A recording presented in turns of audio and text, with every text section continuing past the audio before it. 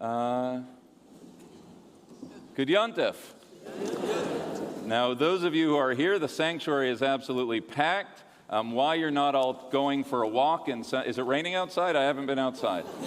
No? Okay. So you are all here on your own free will and volition to be part of this dialogue, to listen from two proud congregants here for the next hour of their lives. They are not private citizens, but in the moment this hour closes, they get to put on their tallis and go back to davening, and you're not allowed to bug them until you see them at Three Guys or wherever they eat. Okay, so those are the rules of the game. It is a great pleasure to introduce our two friends and dialogue participants. Dr. Richard Haass, a veteran diplomat and respected scholar of international relations, President Emeritus at the Council on Foreign Relations, after having served as CFR's president for 20 years, a senior counselor with Centerview Partners, an international investment banking advisory firm. In 2013, he chaired multi-party negotiations in Northern Ireland that provided the foundation for the 2014 Stormont House Agreement. For his efforts to promote peace and conflict resolution, he received the 2013 Tipperary International Peace Award. He has done so many things, and I'm not giving you short thrift, but it's specifically of your 14 books on American foreign policy. The one I want to focus on today is your book on American democracy. It's your latest, The Bill of Obligations, The 10 Habits of Good Citizens, a New York Times bestseller. He has his Substack, Home and Away. Let's welcome Dr. Haass.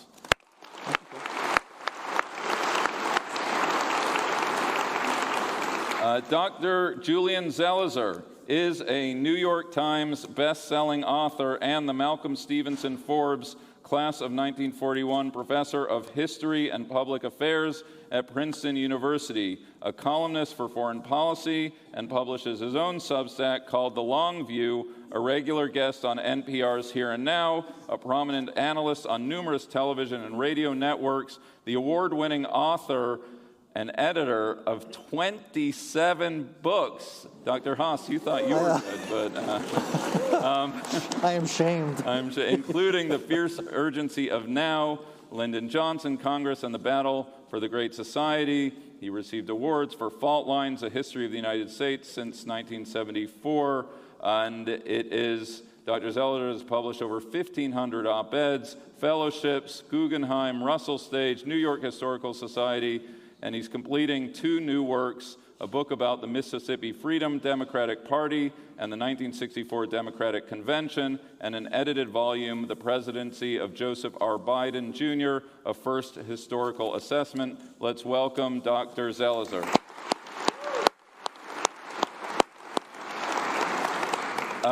Gentlemen, I thought, we would do something easier. Last year, we talked a lot, Dr. Haass, about foreign policy. I said, let's pivot to something, that we can all agree on about the state of the nation at America at 250. And that seemed like such a good idea in May when we thought of this. It is the whole theme, as you saw on Rosh Hashanah, that it was on the seats, the lectures, the civic programs for our teens, for our adults, trips to civil rights sites. We are focusing on America at 250, the founding documents. This is the kickoff program of it. Where's Max Alperstein? Now, Max Alperstein, I'm going to use... Normally, Max, we don't let you speak because you are blowing the shofar or reading the Torah. But I'm going to ask... Come on, get in. You're not shy. I know you. So I'm going to ask you to read what I gave you to read up until I mark the page. Yeah, okay. The unanimous declaration of the 13 United States of America. When in the course of human events it becomes necessary for one people to dissolve the political bands which have connected them with another, and to assume among the powers of the earth the separate and equal stations to which the laws of nature and nature's God entitled them. A decent respect to the opinions of mankind requires that they should declare the causes which impel them to the separation.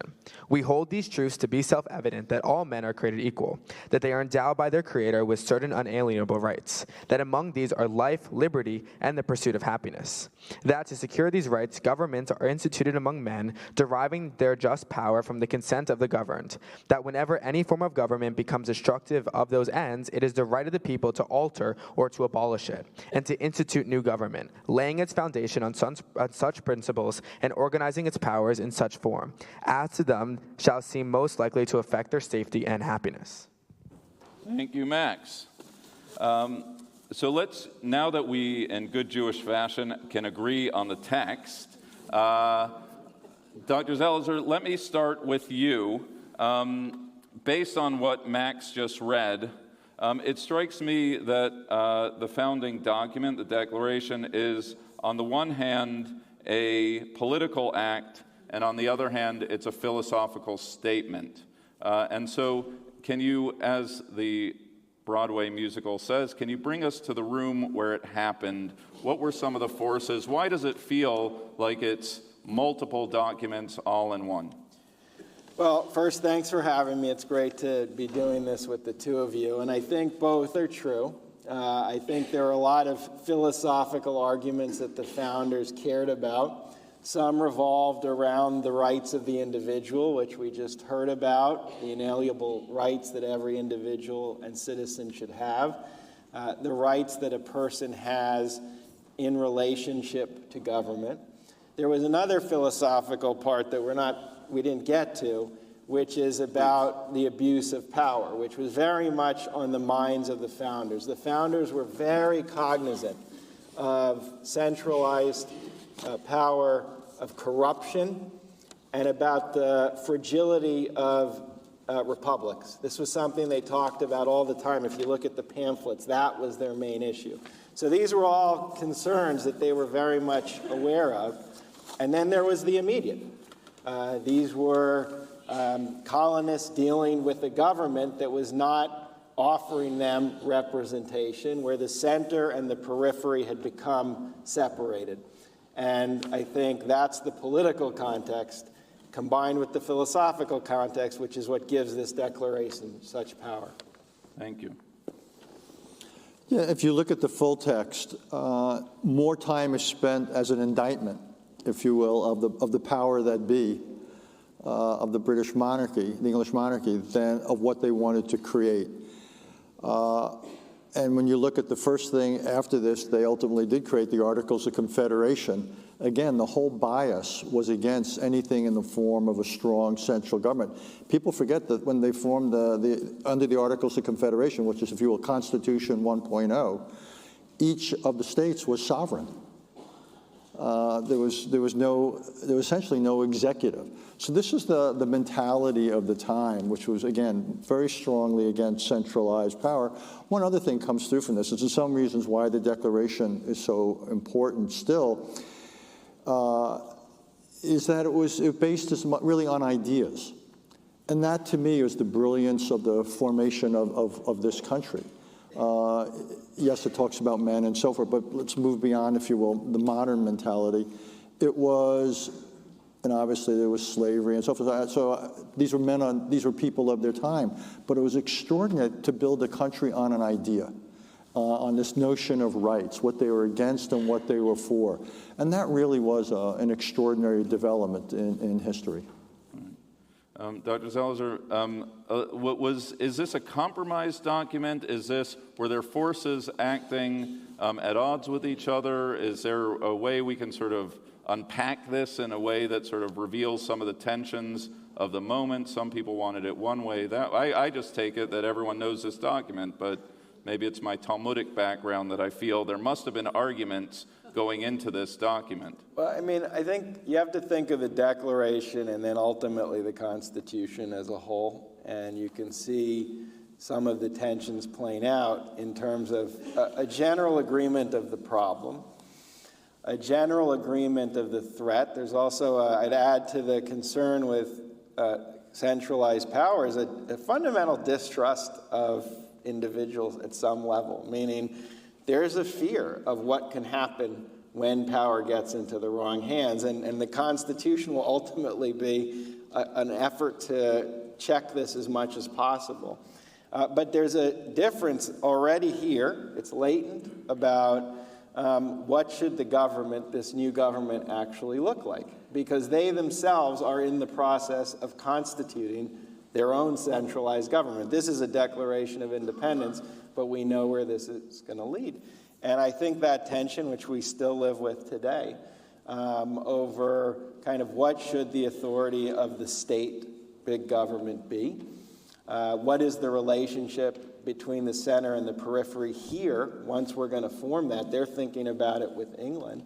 And here, ultimately, one of the tensions was, what would the relationship be with England? It was a big deal to break with what you were part of. And I don't think everyone had total cognizance, even as they were in the process of doing it. But that fundamental debate over not simply power and its corruption, but what is the role of government in our society is already brewing as they break with the government they've been part of. Right, and that I think it was, who wrote the 1776? Was that McCulloch or that? McCulloch wrote. Yeah, the idea of the very act of naming independence was unto itself a very. It wasn't an agreed upon decision. Well, yeah, I mean, the historians who write about this always remind us that they thought of themselves as part of England, and we see what happens after. So. It wasn't a total unanimity in terms of what that actually meant and what they would do next, as Richard was saying with the articles come next. Right. Thank you. Now, I take it, to stick with my language, this is Torah, right? That it is the founding and shared document. Has it always been this way? I think it was, I think Wills might have had his book on Gettysburg, that the reception history of the document through U.S. history has not been uniform, that at different moments it's been in the forefront, sometimes it's been in the background, that it's not just, it hasn't been a linear journey, that the Declaration. I was wondering if either of you gentlemen could reflect on different moments of U.S. history where the Declaration has played different roles. Want to start? You start. All right, I would say two things. One is how we understand the Declaration has changed. So where I started about the fears that the founders had about the corruption of power was something, if you read about the Declaration decades ago, you wouldn't have read about. You would have read about John Locke. You would have read about the individual. And over time, historians said that's not actually what they were worried about. They were worried about centralized power and corruption. And you can, again, read a little later, that's what this is about. And they looked at the pamphlets that the guy named Bernard Balin and J.J. Pocock, these historians, looked at what this was, and we reinterpreted what really this was about. It wasn't simply about the individual. It was about how to deal with power. One. Two, it's been contested. What this means is not self-evident. It is a little Torah-like. And it has been used as a text that can mean very different things. The contradiction you talked about, that some of these founders were, all of these founders were living in a slave-holding system, is a contradiction that would become more pronounced and more understood over time. You would have civil rights leaders invoke this in a very different way than a Southern Democrat years earlier would invoke the same kind of text. I don't think there's just stages in a way Wills is arguing, but even today, this same thing means very different, different Talmudic arguments based on this, depending on how you understand where we are. Let me say two things. One, building on both on those points. One is it's Torah in the sense it was the first document. Right. But now, when we think about American politics, we've got, there's the Federalist Papers, there's the Constitution, there's any number of court decisions, there's the Gettysburg Address, and so forth. So this is one piece of a much larger now set of scripture, if you will, of political scripture. And I actually think it's been superseded in many ways by more developed pieces, particularly the Constitution. in some ways the Federalist Papers and so forth, because this isn't a governing blueprint. Whatever else the Declaration is, again, it's a separation document. It's much more forceful about what it wants to separate from than what it wants to build toward. So in some ways, I think obviously it's the beginning of it all, but it's by far from the end of it all. And that's where I think other things have taken on far more importance in the current debate. Second of all, it's looked at increasingly by some as an imperfect document. I mean, you think of the phrase, a more perfect union, or when Lincoln spoke about our unfinished work. And that is because there's a contrast between the Declaration, its own articulated aspirations and realities. And in some ways, American history can be understood as trying to narrow that gap between some of the principles in the Declaration and the realities that we see in our politics and our society. And it remains very much alive. Here we are, we're hitting 250, which people think, it's pretty far along, shall we say, by most historical terms, certainly for democracies, yet it's still unfinished work. And so this is not simply a historical lesson, it's very much current. And that of course that's exactly the essence of Martin Luther King's speech on Washington in 1963. This is an unfulfilled vision. And the project of America was to fulfill it, exactly as Richard is saying. And that became a framework for understanding social protest within the context of patriotism, within the context of trying to understand how we make this real. So it wasn't a complete, this is mostly what you don't do. Constitution's what you do, but both are imperfect.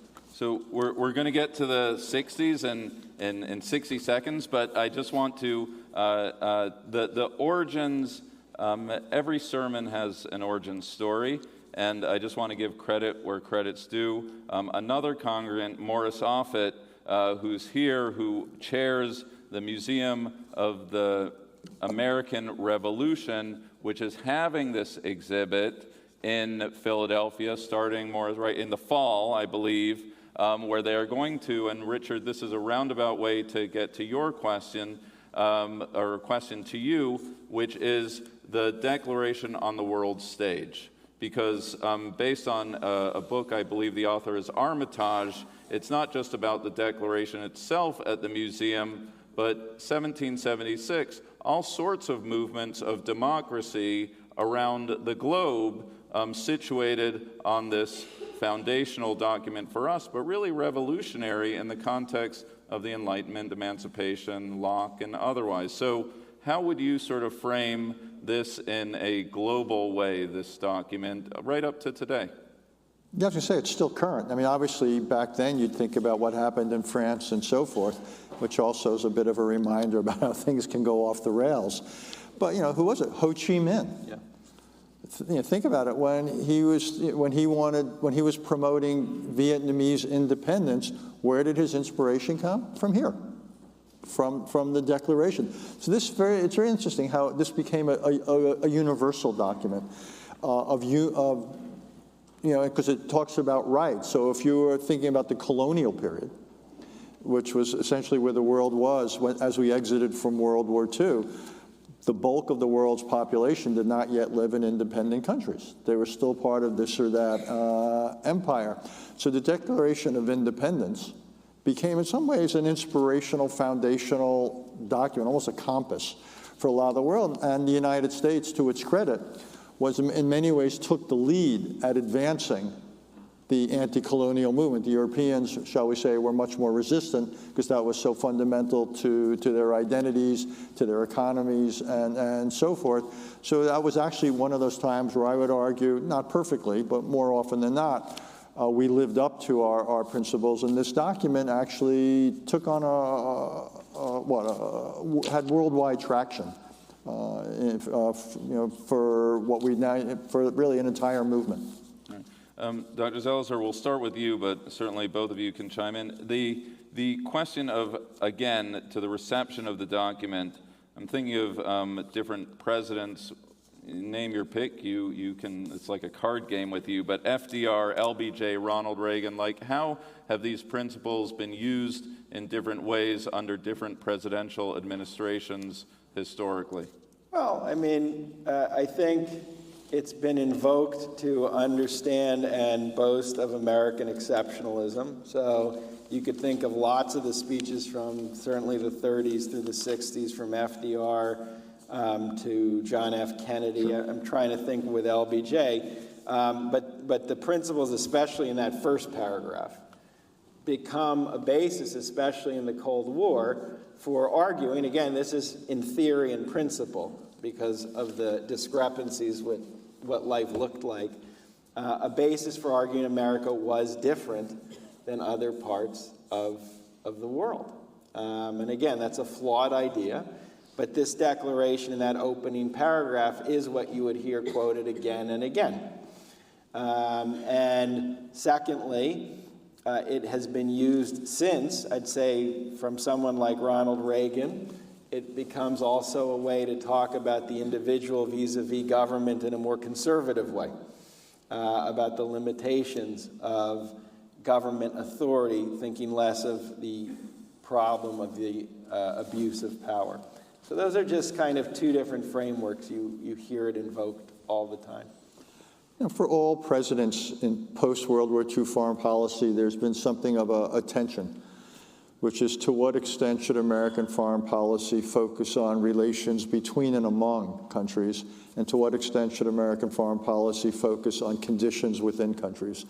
And sometimes it's called realism versus idealism, but began even before that, the Woodrow Wilson and his 14 points, which, by the way, in part were inspired by this document. But I think that's a recurring theme, that the United States of the world is about more than realpolitik, promotion of democracy, promotion or support for human rights to one degree or another. Not all presidents, needless to say, put it in the forefront. But you had Ronald Reagan at times did, Jimmy Carter did, George W. Bush, probably the strongest form of it, for better and for worse. And I think you've had other presidents who've put it on the back burner, and the current president is barely on the stove. Basically, has essentially told, when he went to the Middle East in, this spring, in the speech he gave in Saudi Arabia, essentially articulated a view of American foreign policy and sent the message that we're not going to be influenced by what you're doing inside your countries. That's your business, not ours. But I would say that is the exception. I think for every other president, it's been a dimension of the foreign policy, and often when it came in, it's almost the values versus interest debate. And it's one of those things you can't resolve, but it's been a constant. But hasn't there always been a tension between sort of isolationism and getting engaged, or certainly exporting democracy to the world? I mean, this isn't the first time, I can't imagine, that we, or maybe just in its acute form, you're seeing it a different way. You've had the debate about the isolationism versus the degree of involvement in the world. You have all sorts of debates about the form of the involvement, military, economic, diplomatic, what have you. And you have the big debates, endless debates about objectives. What has priority? And again, is it more geopolitical, or is it more, in this case, political or even ideological? And these are recurring debates, and they just continue in one form or another. And my guess is they'll go on. This is, as long as the United States has a foreign policy, these will be some of the fault lines that will be debated, and it's neither good nor bad. It's just inevitable. Because it was also a little different. It was also invoked. I can't think of a Johnson speech, but I know a lot of legislators would talk about it in the early '60s. With regards to voting rights. It became, because look, a basic part of this complaint is representation is not happening, that the government has separated itself from the people it represented, and that's the debate. And in debates on voting rights and even reapportionment, the one man, one vote changes that happened between 1962 and 65, I remember, and I can't remember who, but it would often be discussed, as this is a founding complaint of this country, where the colonists themselves had lost any, sense of being vested in the government. And this then gets tied into the urgency of legislatively protecting voting rights, both again through districts and through the vote for African Americans. Right. So I'm going to keep asking a few questions. We are going to, is anyone here to help me out with handheld mics, or am I on my own here? Okay, I'm on my own. Okay. But I have a handheld mic over there. Oh, you got me? Thank you. But I just want to keep on this point, and I'm going to start asking a little spicier questions just now. But if I strip down all of the animus and all of the tweets and Instagram, right, it does seem to be a fair question to get involved in world affairs or to focus on ourselves as a nation. And I just, Julian, sorry, Dr. Zelizer, what's the thing beneath the thing? If right now there is a turn to, right, getting off of the world stage and putting America first, right?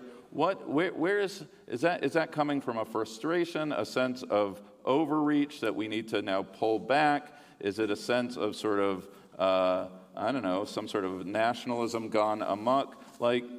Just from where is that coming from in the American politic? I'm going to give you two answers that are not totally consistent. One is it is an overreach story. So anytime we've had huge interventions, especially ones that have not gone well, Vietnam and Iraq are two examples, afterwards there's naturally a lot of kind of public appetite for not doing too much again. And you saw this in the 1970s and 80s after Vietnam, and I think you did see it, and it's affecting certainly Republican politics to some extent after Iraq. Part of it, though, it's not. I'm leery of saying it's isolationism versus intervention. I think it's often a priorities argument, and there's certainly ways in which right now there are interventions taking place within an American first administration. So I think sometimes these debates are packaged that way, and it's a scale or scope. It's about how much. But some would argue since the 19th century, not even the early 20th century, we are forever involved in the world. And it's not actually much of a choice in terms of that being true. And Richard can speak much more about this, but it's a matter of where we're going to put our resources, where we're going to focus. And that's a very unsettled question right now. And those are the debates taking place rather than pure isolationism versus interventionism. I tend to agree with that. This administration is not isolationist.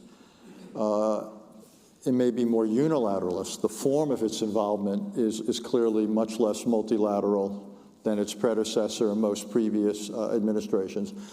I think, what we were just talking about, it's less concerned with promoting democracy and human rights. So the priorities, much more concerned with what it sees as America's economic interests. I would actually say this is the first modern administration that has put economic interests as it sees them in the forefront of American foreign policy. I haven't seen that. Before. I think at the risk of seeming slightly inconsistent, I think there is something, though, to the isolationist argument, though it's not a pure one, which is there is a real view that foreign policy often involves more costs than benefits. When a lot of the people in the administration look at history, and it's only 8-9 months old, so we're not exactly sure what Trump 2.0 is ultimately going to be. But I think there's an implicit debate going on as to priorities. We saw it, by the way, the other day in the conversation when the Secretary of Defense and the President convened all the military leaders. And most of the focus has been on what was said. We may or may not get to it about bringing the military to the cities, the enemy within, and so forth, which I think raises fundamental questions for our subject today about American democracy. But let's just park that for a moment. What's interesting was how little of the conversation was about traditional foreign policy concerns. China, Russia, Iran, North Korea, and so forth. So I think one of the big questions right now going on in foreign policy is what can you assume continues? And the president's going to be meeting his counterpart in China, the Chinese president, later this month in South Korea. Probably be President Trump will probably go to China sometime early next year. We've seen the trend, if you will, of limited engagement with on behalf of Ukraine. Middle East, again, it's hard to package it clearly. Much greater emphasis, though. To me, the most interesting thing is also the much greater emphasis on homeland security and on Western Hemisphere developments. And that is something of a throwback. There is a bit of a 19th century quality to that, but this is a work in progress. But to me, the biggest lesson of all that is that it's harder and harder to make assumptions. Or to put it another way, this administration clearly represents much more of a departure from what has been the thread of American foreign policy over the last 8 decades. You may think that's wonderful, you may think it's awful, but I think it's pretty clear that this administration represents a considerable departure. And of course, the line in the speech on troops here in the cities and a training ground for the military, speaking about this, it is a departure from not only public policy, certainly since the 1870s, but some of the founding ideas about federal policing and federal use of the military here as a domestic source. I just add to that speech, I think that's a notable departure that we're seeing. Well, so that brings us to the now, and the conversation of that historical norms, you just don't do that. That it's never been seen before, never in my lifetime, right? All the sentences that begin with some sort of clause of the unprecedented nature of whatever. Is that true? I mean, you're, as a student of the 1960s and other, I wasn't conscious then. What have there been moments that America has said, I mean, obviously Civil War and otherwise, but or are we living through something different? Well, every moment in history is different inherently. That is how history unfolds. But obviously, unprecedented is one of the most overused terms, I think. And we can find, if the question, Rabbi, is have there been highly contentious periods? Obviously, you can point to the Civil War, very contentious. Country literally went to war with each other. The 1960s, it's a period of political assassination and social division. And even I just reviewed a book about Secretary McNamara, whose son hated him because he was he thought the war was horrendous, and it's a kind of very traumatic story. So you have this, but that, when I tell people that, I'm often asked, it doesn't make it any better. So we are living in a moment that is that fractious. And the point of understanding the precedent is to see that this too is like this document. It's part of our democracy. It can be very frail. It can come apart pretty quickly. And the points of contention can become very destructive very quickly. Then there are particular things that I do think you can look to. Certainly since Watergate, I think it's fair to say that the kind of politicization of the Department of Justice is different than what we've seen since 73, at least, since 74. And so what we're seeing now in the context of presidents since that time is different, and it's a different use. And we can go through a list, I'm sure. So it's a complicated answer, and I think I see it on all planes at the same time. I have a slightly simpler answer, which I think this is different, and I think it's more troubling. What we're seeing is, think about the Constitution. Article 1, the legislative branch. Article 2, the executive. Article 3, the courts. Well, Article 1, the legislative branch, has essentially given way to the executive, I would argue. And Article 3, the judiciary, has shown the executive great deference. And I would actually say, and again, just put aside policy issues, but just structurally, we have never seen such a concentration of authority in the executive as we are seeing now. And I actually think it's at odds with the DNA of the American political experiment and some of the words in the Declaration, some of the concepts, against an over-concentration of executive authority. And what makes it particularly troubling to me at this moment is, unlike, say, FDR, who had two crises, a world war and a depression, we don't have anything remotely like that.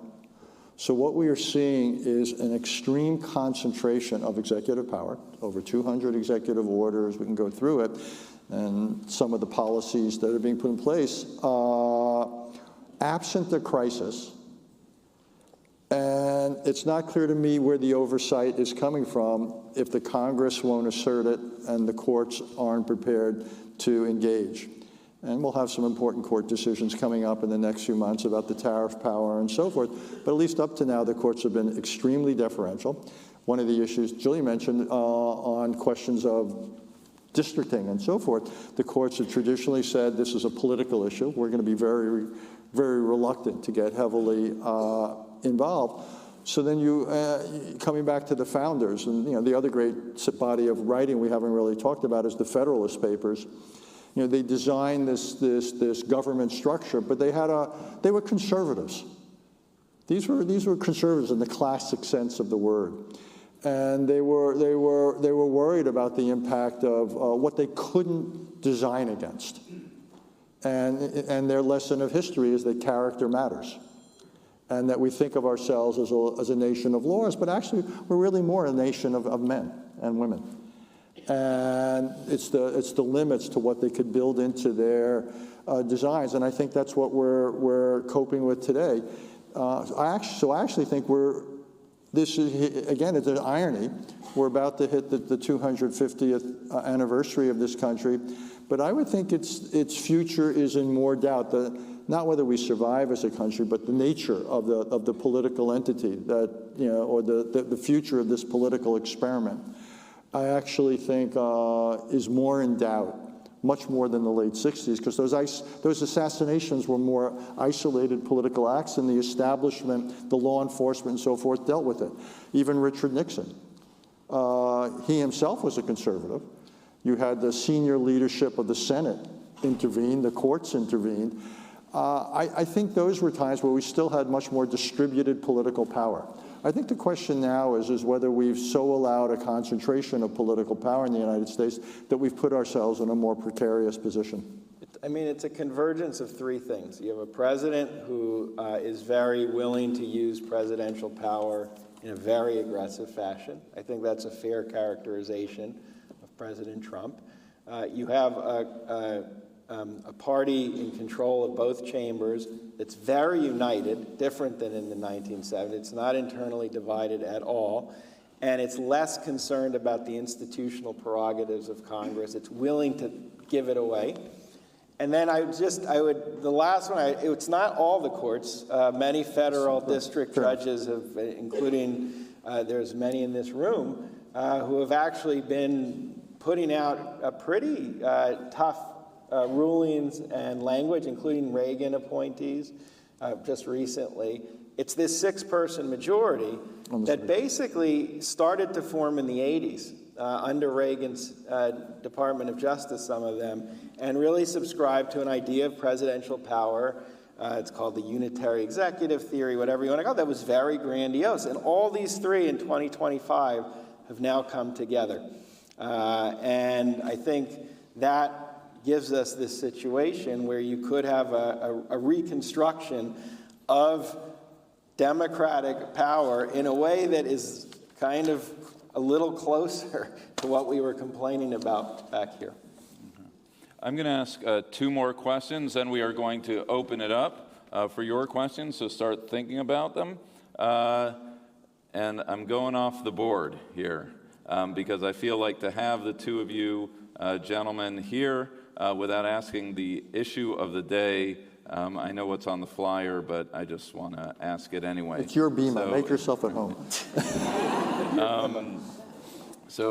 Dr. Haass, my question for you, well, I'll tell you. One is the recent announcement regarding the Middle East and what happened between Prime Minister Netanyahu and I literally didn't know if I was going to have to rewrite my sermon right up until the day of. So that's question number one, and it strikes me we're in the middle of a government shutdown right now. So why don't we start with you, sir? What's the state of play? What's going on right now, and is there any hope that we could be on the verge of a breakthrough right now? Was I the sir, or was Julian the sir? Yeah, no, that's I was looking at Okay, well, we could switch. Look, the announcement the other day of the 20-point plan was welcome. Anytime you have an articulation of a plan for peace, that in this case would get the hostages back, among other things, would end the fighting. A lot of things in there. The immediate question is whether Hamas will accept it. Not clear to me. They're under great pressure too, because the Arab states, this is a document that was signed onto, if you will, by the Arab states, not just the United States and then Israel. I don't know if Hamas will, because there's the role Hamas would be consigning itself to, at least in the immediate future, if signed onto it, would be qualitatively different. They would have to decommission give up their weapons if they wanted to stay, and those who didn't would leave. So that's one good. But I think the bigger question is, even if it were to sign on to it, I'd say a couple of things. One is, it doesn't mean that Hamas-like views or people wouldn't still be in Gaza or the West Bank. It's as much an idea as it is an organization. If you look at the plan that was announced, a lot has to happen. First, you have to have this group of technocrats who would run things. Later on, you would have a successor group. You would ultimately have to have an Arab or international stabilization force, large amounts of aid. All I'm saying is there's a lot of dimensions to this. When I used to teach at the Kennedy School, we used to argue that 90% of life was implementation. What this agreement gives you is the 10% of design, not the 90% of implementation. Hotly debated still in Israel. My guess is somewhere along the way, if we did get the process begun, you'd have an election in Israel, which is due no later than a year from this month, but my guess would come considerably sooner than that, in which this would form part of it. And the weakest part of the declaration are the last few points, which are the political points. As you move towards the political, I would say this document is at most aspirational and not operational. And when it talks about, in particular, Palestinian political dimensions and all that, it literally is a piece of Swiss cheese with more holes than cheese. Now, sometimes you have to do that in diplomacy to get something begun. It's almost parallel to the debate in Ukraine. If you try to get a detailed peace agreement now, the war is just going to continue. The best way to stop the fighting is simply to get a simple ceasefire there, and then maybe over years or even decades, you could try to deal with some of the more fundamental issues. So I think that's the logic here, is to focus on stopping the fighting, getting the hostages back, sort of winding down the role of Hamas, and then a lot of the else, I think, would have to be dealt with gradually and over time, and I do think there would be a political thing. It's a long shot. Let me just sort of say it's a long shot to get to, certainly if your definition of success is to resolve the Palestinian issue. That remains the longest of long shots, whatever your goals are there. But could this end the fighting and at least create a new baseline? Yeah, I think that's possible. It's still optimistic, but I think that is possible. Thank you. And easy question, what is going on? Help us understand this moment of a shutdown. Yeah, I mean, look, there's... And if there's any light to get out of this. There's a quick long view and just what's happening now. The long view is that since the mid-'90s, with the shutdown that took place when President Clinton was in office and Newt Gingrich was Speaker of the House, we've seen shutdowns of government become a more routine part of politics, which I think is actually not a good development. It's part of the negotiation. Those two that happened then at the time were the longest. They had been increasing a little bit since the late 1970s. And now we're at a point where we basically fund government through these things called continuing resolutions, which are just like we'll pay for a few weeks or a few months, and then we're going to deal with this. But closing down government is now something that has become normalized. It's a guardrail that has fallen away in terms of how we run. And I think it's dysfunctional for governing. That has nothing to do with the current strategy, debate. I just think that's a big picture thing to note. In terms of the current debate, look, I think not gaming it out, but Democrats have two really big complaints. One is that the cuts to the social safety net, particularly health care, have been draconian. That the budget bill, the big, beautiful budget bill, imposed such stringent cuts that now to allow Medicare premiums, ACA premiums to go up is just too much weight for citizens to bear. Second, it's a bigger constitutional question, which actually gets back to this. I think Democrats argue they can't trust the administration to follow through on legislation. They can't trust that Republicans on the Hill will care if President Trump doesn't spend the money as Congress asks. That is what is called the use of impoundment, which is a power where the president doesn't spend money that Congress has appropriated, which Congress stopped Richard Nixon from doing, the pocket veto. There's all kinds of mechanisms. So I think Democrats took a very risky step, I think, politically, to kind of really push back on those 2 points. And Republicans obviously don't want to concede at all to this change in health care. And they want to, more importantly, I think, use the crisis politically as a way to really undercut Democrats thinking of where the midterms are going. I think Democrats finally are at a disadvantage, meaning I think President Trump's bully pulpit's much greater and bigger in terms of framing this, which is really what it's about. And second, Democrats are a party that believes in government. It's a fundamental asymmetry. So the cost of closing government is much greater for Democrats in terms of the values of the party than it is for Republicans, which are more comfortable if government isn't functioning perfectly. So I think it's a tough, I think just at that level, there's a just imbalance. Just very quickly, two other things. I think you're going to see furloughs in some cases becoming permanent. So what DOGE couldn't accomplish, the government shutdown might be able to accomplish.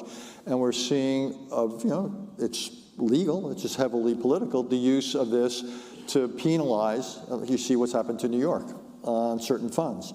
So basically, because Republicans control, as Julian said, more of the levers of power, it's a little bit the Democrats have engaged to fight, and it's not clear to me the level of armaments is equal. Okay. Let's open it up. I have like 8,000 more questions, but you're all here. So I have a soft spot for young people. So what's your definition of young, Rabbi? Well, Max, you already had your moment in the sun. Is there? All right. Let's. You want to give it to Max there, please. And questions are short statements that end with a question mark. Yeah. Given that the 20-step plan has America and stand up, please. Yeah. Given that the 20-step plan has Trump leading it and America leading it, how do you think this is going to influence the way that the broader American public looks at isolationism and this idea of, are we really getting in over our head? Are we taking over an entire another region that we can't control? Can you repeat the question? Given that President Trump is taking the lead on this, how does that gel with the isolationist instinct? Is that right, Matt? A couple of things. One is, under our political system, under the Constitution, under our political traditions, presidents have enormous discretion when it comes to foreign policy. That's always been the case. Indeed, it was over 50 years ago that Arthur Schlesinger Jr. wrote his famous essay about the imperial presidency. So presidents have by far the lead hand. The Constitution's very vague on it. Congress has very few limited powers, and the few powers they have increasingly are irrelevant because we don't sign treaties anymore. We have other sorts of agreements and so forth. So it's really up to the president. Second of all, there's not a powerful constituency for foreign policy right now, to say the least. Particularly as domestic problems get worse, it tends to feed the looking inward. And whether the problem was an open border or now there's problems,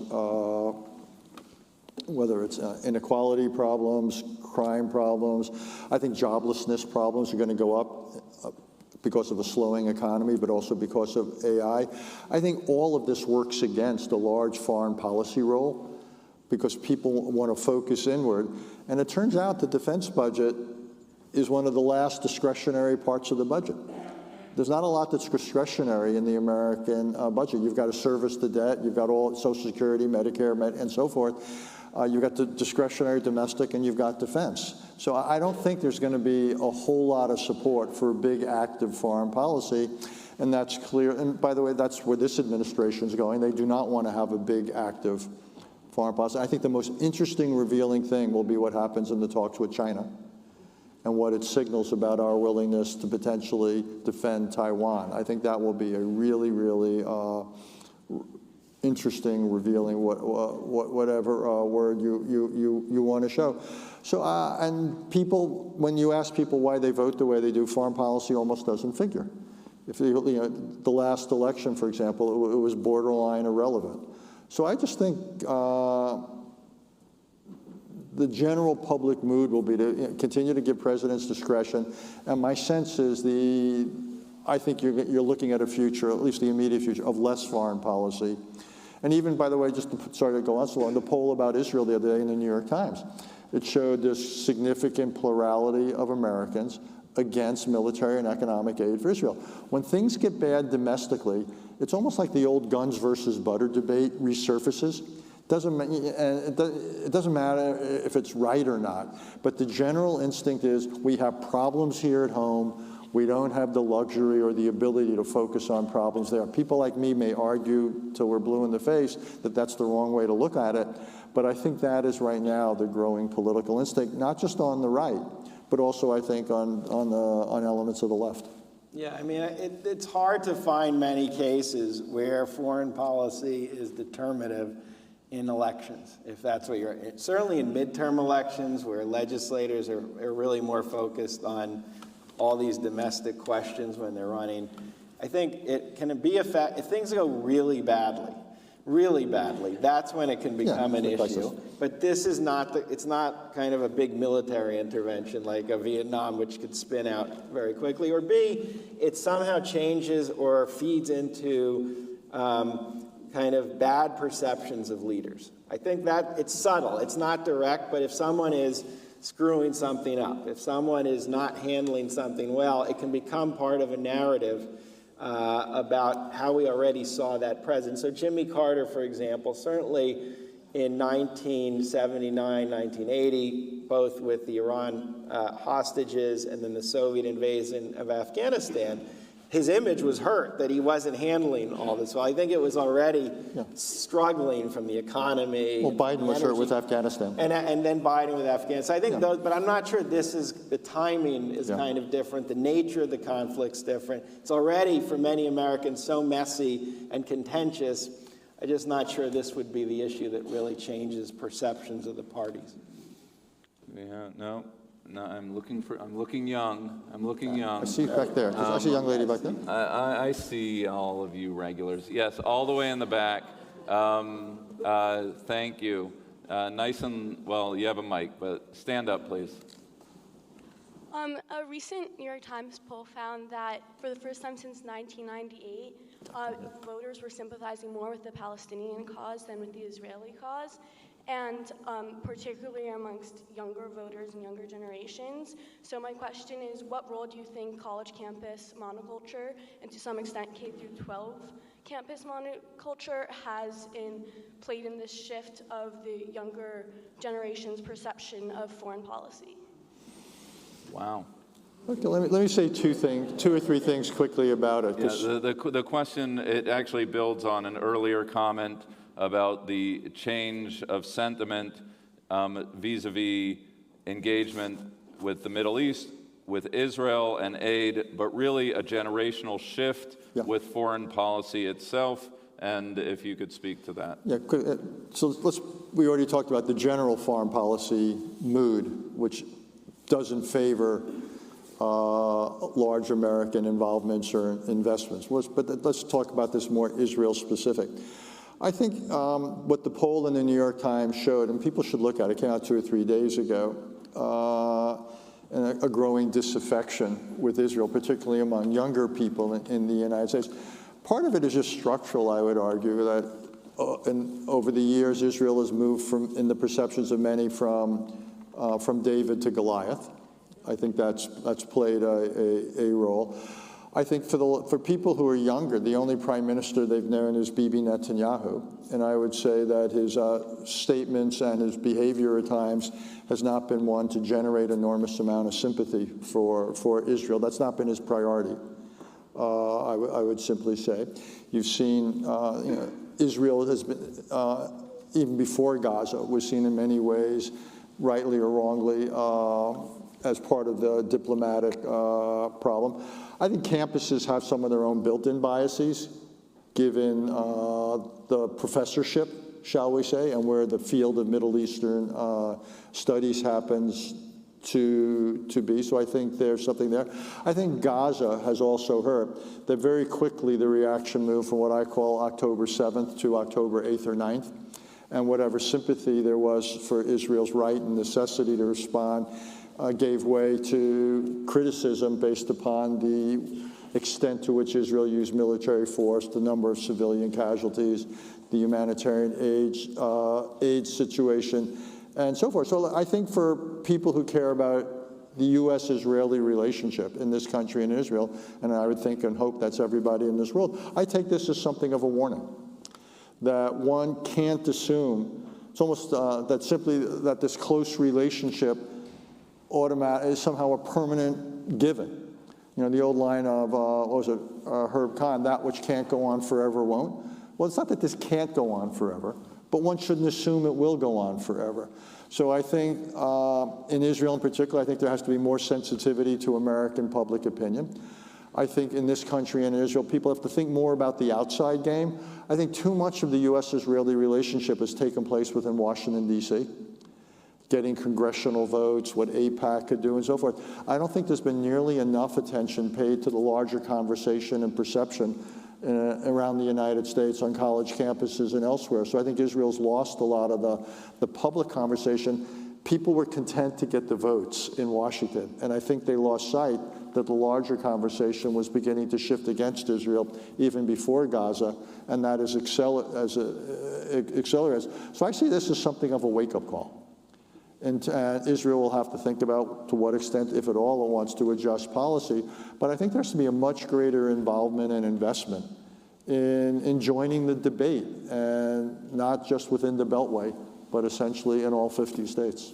I'll add 2 other things. I don't actually think it's the colleges or lower education. And the number of students who take courses on this is very limited. The number of students who listen to professors, I can't even get them to read an article every week, let alone kind of think always of what I'm saying. But more serious, I think you pointed 2 other things I would add. You have more divisions, and it's a tail wagging the dog question, but you have more politicians obviously fissuring on this issue and publicly debating this. I think that affects the public. When you hear, that's one form of leadership that shapes the conversation. So as those divisions grow, you're going to see these kinds of polls grow. A 4th, 5th, whatever, has nothing to do with the Middle East. This is a generation we're polling that is not living through, this gets back to the domestic politics. They've lived through the COVID lockdown. They're living through a very insecure job market. They don't know where their jobs are going to be. Many can't afford education. They don't know how they're going to pay for health care. This is the generation that is being polled. They don't know if they're going to have a job that will last more than 2 to 3 years. So I think if you ask a generation that is facing that kind of economy, that has faced already that kind of instability in their young years, you're going to have less willingness to deal at all with foreign policy, let alone the hot spots in foreign policy that emerge. And this is the generation that's going to be in their 20s and 30s. They're going to be politically influential. So I think that's part of what that poll is reading, so I'm not surprised. And I actually think it will affect other areas of foreign policy as well. All right. I want to ask a last question. And that question is felt and expressed in my office, oftentimes independent of political affiliation. People asking, and it builds on the question we just heard, of what can we do, right? This is a moment, whether that's in our personal behavior, whether it's as a synagogue community, as citizens of New York or the nation, people just feeling powerless, that there are forces out there, they can't speak up, they can't have dialogue, whatever the maladies of the age are, there's just a sort of malaise that I hear often expressed to me in a pastoral role of powerlessness. And I'm wondering if you could speak to that question. Sure, why don't we start? No, powerlessness is a myth. I mean, I'm finishing a book on the civil rights movement in 1964, and it is a book that revolves around the most average people. Not average in terms of who they were, but the resources they brought to bear. They were teachers, they were janitors, they were domestic homekeepers, they were just small independent people who saw something wrong in the Deep South, and they decided, I'm just going to do something. I'm going to go door to door and register people to vote. I'm going to go to a rally and protest some sort of issue. I'm going to make some noise about a problem that I see that affects the quality of our democracy, the quality of our society. So I think every individual in different capacities and different politics, it could involve getting involved in registration. It could involve getting involved in some small political group. Some of you might be involved in politics. I know you are. So whatever the capacity, there's something you can do. It's just not true. And if you believe that the democracy is in trouble, if you believe that we are not the country we can be, then your obligation is to do something about it. And I think we can all find things to do. The second thing I want to say, and I speak as the rabbi knows as a rabbi's son and grandson, is that I've come to believe that we're going to have big divisions in this country. They're not going away. I'm not one who says, all right, let's find the common ground.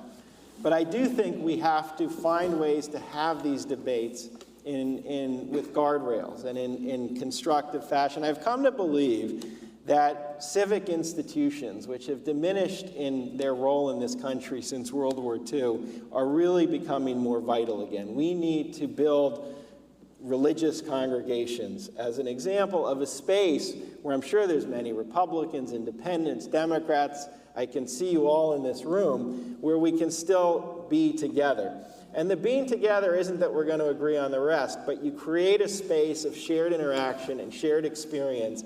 I think it will actually enhance the quality of our politics. And so this itself is part of the process. So let me give you my list. And look, democracy can't be a spectator sport. And, we the people is a pretty basic idea. And if you think Washington is flawed and power is out of balance and there's not enough checks and balances there, then the question is, how do you bring it to Washington from the outside? My favorite thing, which is a long-term answer, is civics education. I don't believe any young person should graduate from high school or college without having been exposed to conversations like this and read some of the works we talked about today. We would never graduate a young person from high school or college if they couldn't read, they couldn't write. Why do we think it's okay that they're not prepared to be citizens? So I would say one thing is, and every person in this room has some influence over education, whether you're a kid or grandchildren or whatever, yourself goes to school and so forth. So that's clearly one thing. Second is getting informed. TikTok is not the answer, no matter who owns it. So we want involved citizens, but we want people to be informed citizens as they get involved.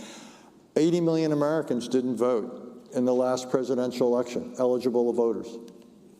I don't know, in midterm elections, usually the numbers are even lower in terms of, so that was basically a third. So maybe half or at most. Well, how do you get more people to be informed and to be involved?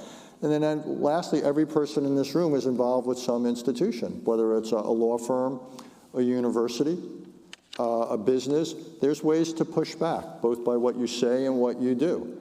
And what we've seen in this country, quite honestly, if the Congress is not going to fulfill its constitutional obligations, and if the highest court is not, then that leaves essentially people in the room and the organizations and institutions we're all a part of. So the only way I think we're going to get through this is if there's real citizen involvement. So it's not going to be delivered from the top down. It really is, in a very American way, going to be from the bottom up. But it's going to mean law firms and businesses and schools and universities and individuals and religious leaders, last but not least, have a role to play. After the assassination of Charlie Kirk, I was hoping to hear from more religious leaders about that there's no role in America for political violence. It's important that religious leaders, Rabbi Cosgrove did spoken here. I know, you did, and last night, what we heard last night was, I thought, a wonderful example of someone, a religious leader, stepping up to the pulpit and delivering a powerful message. And he's done it here also about there's no place for political violence. We need that. Religious leaders, along with parents and educators and business leaders and so forth, have real impact on this society. And that's the only way we're going to get through this, essentially, if there is a collective, ground-up assumption of responsibility. The old line that war is too important to be left to the generals. Well, in some ways, democracy is too important to be left to the politicians. So I think it's going to be on us. And I just to put a period on it, the end of the Declaration of Independence, we talk about the rights at the beginning, the rights of the individual. Then we have a list of grievances about the corruption of power, but it ends with this. And for the support of this declaration, with a firm reliance on the protection of divine providence, we mutually pledge to each other our lives, our fortunes, and our sacred honor. So it ends on a note, in many ways, of our collective obligation, which is what the answer is to the question. Friends, thank you so much.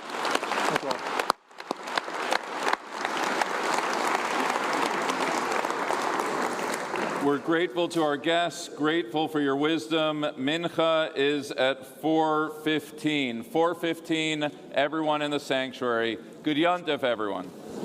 Good Yom Tov.